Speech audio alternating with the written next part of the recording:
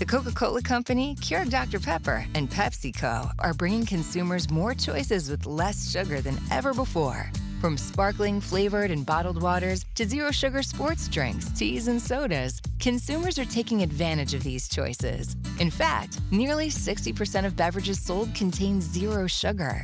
To learn more, visit balanceus.org.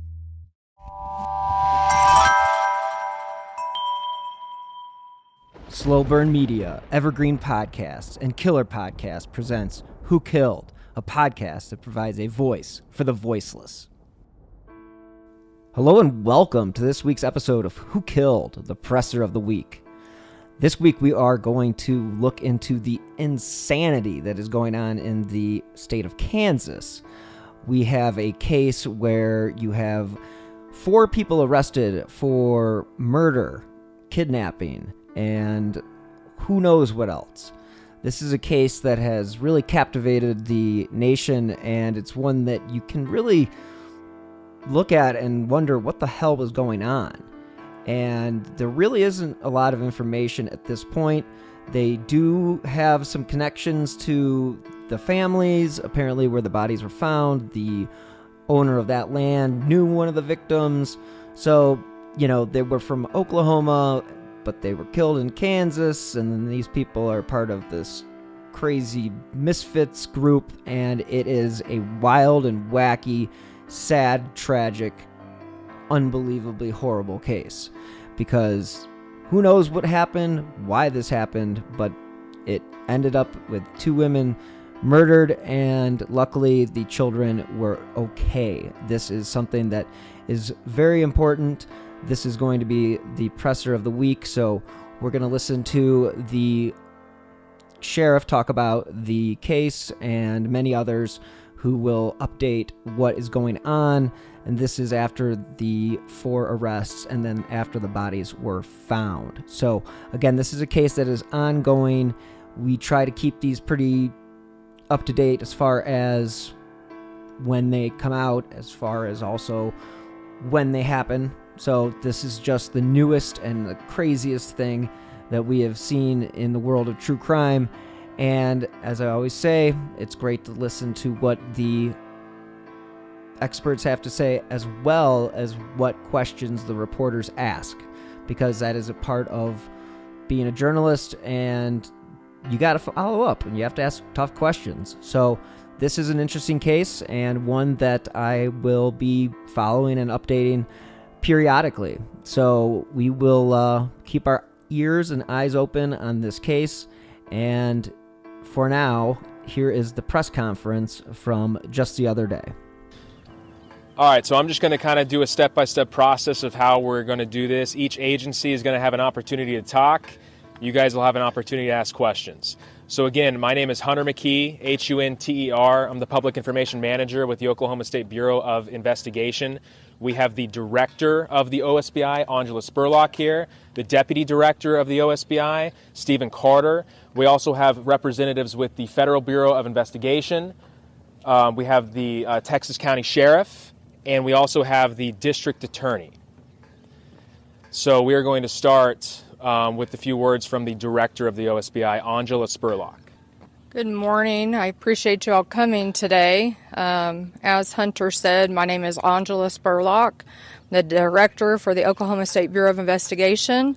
As you all know, we have been working very diligently for the last 2 weeks to bring closure to the families. This has been challenging for everybody involved. This case did not end the way we had hoped. It has certainly been a tragedy for everybody involved. The mission of the OSBI, though, is to protect Oklahoma one partnership at a time, and certainly this case is an example of how those partnerships work.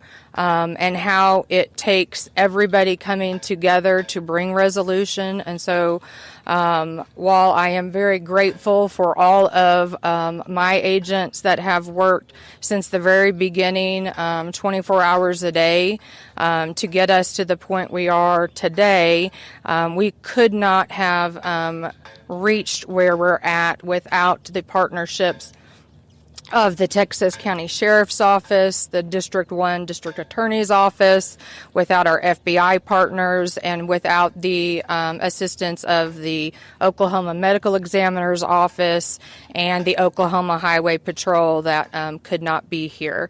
So our condolences go out to the family, and we will continue to update you as we continue to move this investigation forward. And I'm going to now turn it over to our FBI partners. Thank you. Good morning. My name is Sonia Garcia. I am Acting Special Agent in Charge for the Oklahoma City Field Office, FBI. On behalf of the entire FBI, I want to express our sincerest condolences to the family and loved ones of Veronica and Jilian. The FBI was requested to assist on this matter on April 4th, and since then we've had a dedicated team of analysts, agents, evidence response, and tactical personnel working around the clock and alongside with OSBI and Texas County Sheriff's Office to bring the individuals responsible for this crime into custody and to provide a sense of closure to the families and to this community. Know that we are grieving with you today. We will continue to work with our partners and to be an advocate for Jilian and Veronica and to ensure that justice will be served. Thank you.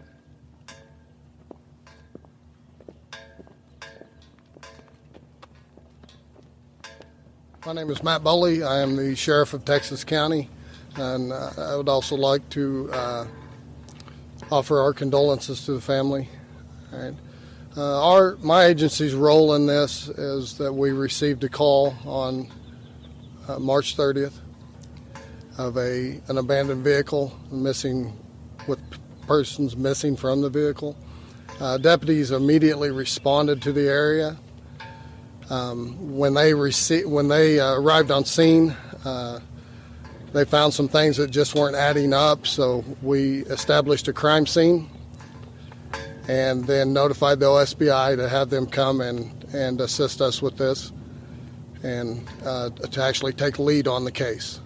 All right. We established a search party made up of the Guyman Fire Department and several of the volunteer fire departments in the county, and we searched the area around the crime scene for about a mile in each direction. Once the OSBI arrived on the scene, they took the lead and got us to this point where we are today. Okay. I'd like to thank the Oklahoma State Bureau of Investigation, especially the Northwest region. They were phenomenal in this. The Federal Bureau of Investigations, the Oklahoma Highway Patrol, Guyman Fire Department, several Kansas agencies that assisted, local agencies here in Texas County that assisted, and I'm sure I've forgotten a few, but I would like to just say thank you, even to the public. There was a lot of questions from the public as was there any danger to the public? And I think from the get-go, once we arrived on scene, that and we gained a little bit of information that we felt this wasn't a random deal.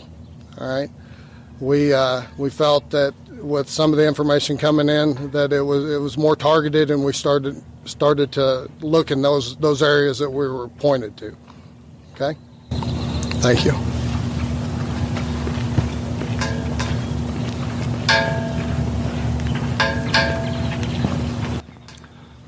I'm George Harrison Leach III. I'm the District Attorney for District 1. I wanted to start to let you know that on Friday the informations were filed, and they were filed under seal. The reason they were filed under seal was to protect our law enforcement officers and to try to keep the children out of harm's way. We were successful. No shots were fired, and the children were kept out of harm's way. Our district judge issued an order this morning, and those files are now unsealed. So you can get the information at the courthouse, you can get the affidavits at the courthouse, which will give you the facts that we were working off of. Additionally, I would like to begin by, this has been an amazing enterprise. I was reading on social media some of this stuff, and there were people out there that thought law enforcement was asleep, that they weren't doing anything. There were even additional law enforcement agencies, the Kansas Bureau of Investigation, Dallam County Sheriff's Office, Sherman County Sheriff's Office from the state of Texas. Everybody came together and everybody helped. We're probably talking somewhere in the neighborhood of 100 law enforcement officers. Truly, no exaggeration, working night and day for 15 days. I want to thank the public. We had people calling us from North Texas Panhandle, from the Oklahoma Panhandle, from Southwest Kansas, providing us information, responding because they cared. And the information we received from them was critical. Also want to thank corporate America. I don't know how many search warrants we issued. Now I'm telling you, they responded in lightning speed. Anything we needed, any order we sent, we got everything that we needed. Lastly, I'd like to thank all the law enforcement agencies that came together and worked together as a team, and all their personnel. They did a fantastic job. Thank you.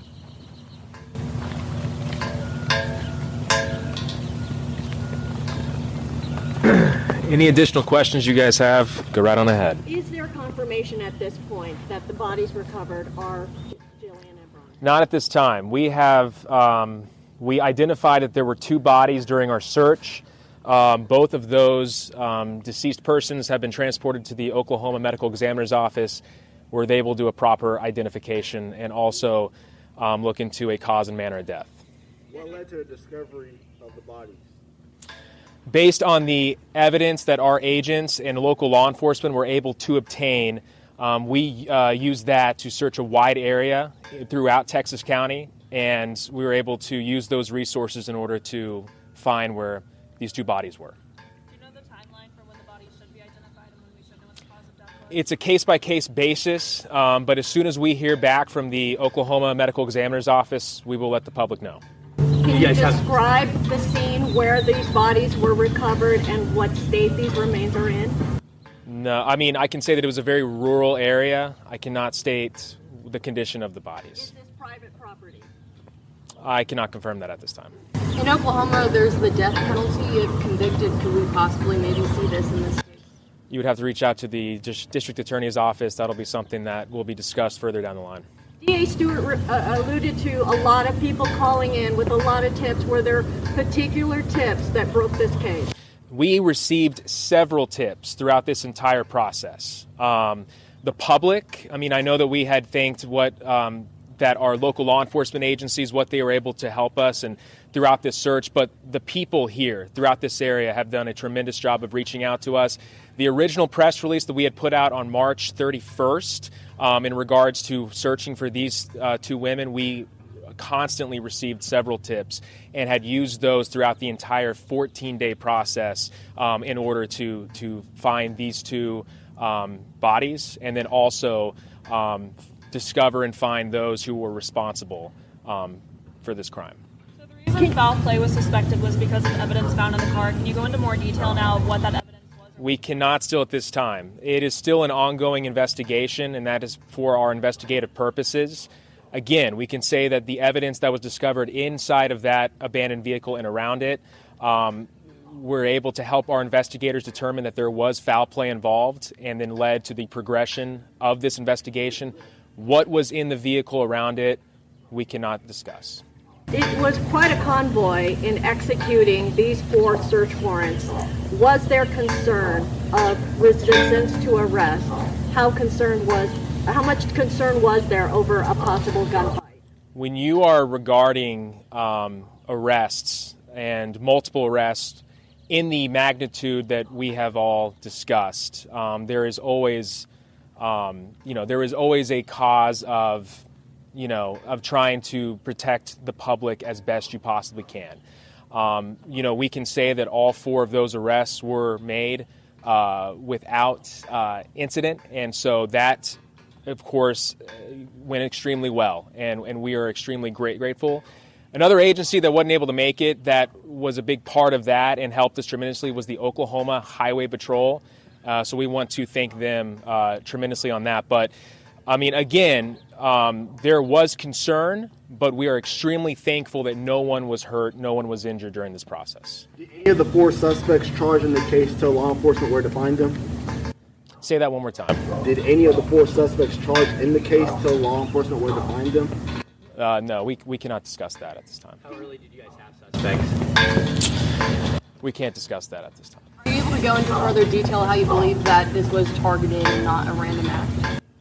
Based on the evidence and the information that we were able to obtain throughout the entire investigation, what was found inside of the vehicle, witnesses, family, friends of the victims that we were able to talk to throughout this entire process, we were able to gain the information to determine that that these 4 people were responsible for both of these women going missing. Also, are you able to confirm if this was over a custody battle? We cannot confirm that at this time. What's the relationship, if any, between the suspects and Veronica? Again, because it is still an ongoing investigation, we cannot discuss that. We know that 1 arrest was in Texas County, the 3 others in Cimarron. Can you describe the arrest process? You said there was no resistance, but... That's all we can really say at this time. And we can say that the 4 people that we were looking for were found, arrested, and placed into custody within the same day, and there was no resistance. And obviously you can't talk about the evidence in this case, but is there significant physical evidence in this investigation? Yes. Can you elaborate? No. Are you able to go into the condition of the bodies that were found? No.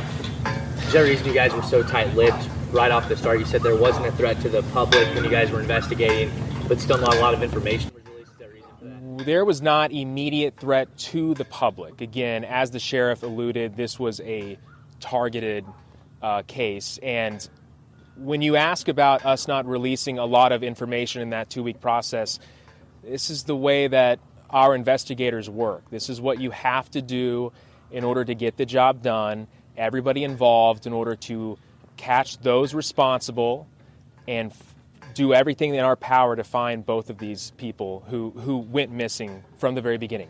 So again, as we tried to do as the investigation progresses, we can release as much details as we possibly can. But again, the way that this process works is you can't give away as much as maybe you guys are asking for, because that's how we're able to catch these 4 suspects. Did law enforcement speak with Tiffany Adams on March 30th? I cannot confirm that. Is the property where the bodies were found connected to the suspects at all? I cannot confirm that. Was Kelley a court-appointed supervisor for Butler's visits with the children? We can't go into that. So I know the bodies haven't been identified, but everyone expressed their condolences. Do you think there's any chance that Veronica and Jilian are still alive? No. Any word on arraignment in the DA? We will look into that further. When that is made available, we will let everybody know. As the investigation progresses, do you expect the possibility for more suspects to be arrested? Not at this time. Have the suspects been cooperative and talkative, or have they provided any type of confession? We cannot release that at this time. Have the families helped you guys during this process? Yes. Families, friends, people that have known both of these women who went missing have been a tremendous help. Everybody that we have talked to has helped us tremendously in doing everything they can to give us the necessary information in order for us to try to track them down and find out what happened. Where are the children? We can't go into that right now. Are they? They're safe. Yes. Children are safe. We can't go into that. Now that the FBI is involved, will they face any federal charges? We're not going to go into that right now. So what next? Is there going to be further investigation? Yes, the investigation continues. The next steps are when the identification of the two victims is made, we will let everyone know. And when the cause and manner of death is made by the medical examiner's office, we will let everyone know. Right? Were the bodies together? We cannot confirm that. Right now, there are no suspects at large. The public is not in danger. That's what's important to us. We are extremely grateful that we were able to locate and arrest the 4 people that we believe are responsible for this crime. As soon as the identification is made with the bodies, we will let everyone know. But again, it took everybody in this case to get this done. We know that there were people throughout the 2-week process who were frustrated, who wanted answers as soon as possible. You know, we wanted those answers too, but just know that our OSBI agents, FBI agents, troopers, Kansas Bureau of Investigation, the KHP, everybody worked nonstop in order to come together and make these arrests. Can you talk at all about the relationship between... No, we can't go into that right now. Was there ever any concern for the children at any point in this investigation? Like for their safety? There's always concern whenever there's children involved, but we can say that the children are safe. With this being such a rural area, did this make this case unique in any way? It made it challenging. Again, you're talking about northern Texas County, near that Kansas line. It's very rural. Those of you in the media that have been up there covering this, there's not a lot of homes, not a lot of buildings or businesses. Sometimes you could use cameras to help you in this case. We did not have that. So that's what made it extremely challenging. Is there any video evidence? Not at this time. Have you ever seen a case like this? Like, is there anything different about it? The OSBI covers all kinds of cases. Each case is different in their own way. They're all just as important to us. But, you know, this case was tragic. You have 2 people who are dead and 4 people that committed an absolutely brutal crime. And so, again, that's why it took every agency involved in this in order to get this done. Those 4 are still being held here? Yes. Is everybody good? Thank you, everybody, for coming. Thank you guys so much for tuning in to this week's episode of Who Killed the Presser of the Week. Again, I drop new episodes every Friday. I have a new episode coming out soon about the smiley face killer. I am working on that at the moment, doing some research, and I will have a special guest on to discuss that case. So that is in the cards and in the future. So you will hear a new episode tomorrow, as well as a new episode every Friday, as always. And if you want to follow me on Twitter, you can do so at BillHuffman3. And again, you can find me wherever you listen to your favorite podcasts. I do have another show that I have done that's called My Passion Case, where I interviewed a lot of the top podcasters in the true crime world, and they talk about the cases that got them involved in this line of work. And it's an interesting dive into their personalities and what cases caught their attention. So check that out wherever you get your podcasts. Again, as always, until next time, stay healthy and be safe. The truth about the Haditha massacre has been covered up, but not anymore. I know you know what happened. They went into houses and killed women and children. What are you thinking? What a mess. U.S. Marines murdered innocent civilians in cold blood. And at the center of it all is 25-year-old Sergeant Frank Wuderick. And me. Murder in House 2. A new podcast from Crowd Network. Hello everyone. My name is Tom Kearns, and I host the Anglo-Saxon England podcast, where I cover the history and culture of England from the departure of the Romans in the 5th century to the Norman conquest in 1066. So far, we've surveyed the collapse of Roman rule in Britain, the migration of the Anglo-Saxons, and the history of Northumbria from its beginnings in the mists of legend to its destruction at the hands of Viking raiders in the 9th century. I hope you'll come and give it a go.